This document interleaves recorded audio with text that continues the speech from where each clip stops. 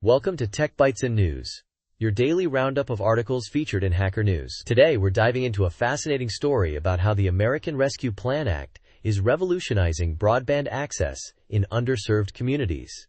It's amazing. Right. I saw the headline, Cheap Gigabit Fiber? That sounds too good to be true. How is this even possible? It's all thanks to ARPA funding, which is quietly fueling the development of community-owned, open-access fiber networks. Think of it. Gigabit speeds for $50 to $65 a month. That's a fraction of what the big monopolies charge. So how are these communities pulling this off? Is it some kind of magical technology? No magic, just smart planning. In Oswego County, New York, for example, they received a $26 million ARPA grant to build an open access network. Multiple ISPs can then compete on that shared infrastructure, driving down prices. It's a brilliant model.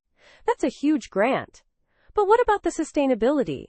Will this model work long term? That's a great question.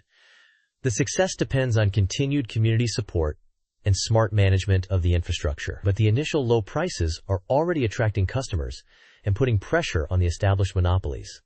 It's a game changer. And it's not just New York. You mentioned other states are doing similar things, right? Absolutely. Carver County, Minnesota is another great example. They built a dark fiber network using ARPA funds and then leased it to a private company, Metronet. Metronet is offering gigabit fiber at incredibly competitive prices. It's a public-private partnership that's working wonders.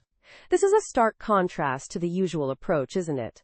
Throwing money at the big telecoms hasn't worked very well. Exactly. Many states have tried throwing money at the big players, but that hasn't solved the problem. Some even tried Starlink, but that has its own issues. This community-owned model is a much more sustainable and equitable solution. It's putting the power back in the hands of the people. It's interesting that this isn't getting more media attention. It seems like a huge success story. You're right. It's almost like the media finds infrastructure too boring to cover. But this is quietly transformative. It's also a shame that the Democrats aren't better at messaging the impact of ARPA funds on affordable broadband. It's a missed opportunity. I agree. This is a huge win for consumers and for the future of internet access. It's a model that other communities should be looking at. Absolutely. And with the additional $42.5 billion in broadband grants from the 2021 infrastructure bill, there's even more potential for this kind of community-led initiative to flourish. The future of broadband looks bright. But there are concerns about the Trump administration potentially diverting those funds. We'll have to keep an eye on that. Definitely something to watch. Thanks for breaking down this important story. It's truly inspiring to see communities taking control of their own internet access. My pleasure. And that's all the time we have for today's Tech Bytes and News. Thanks for listening, and we'll see you next time. Goodbye. Bye-bye.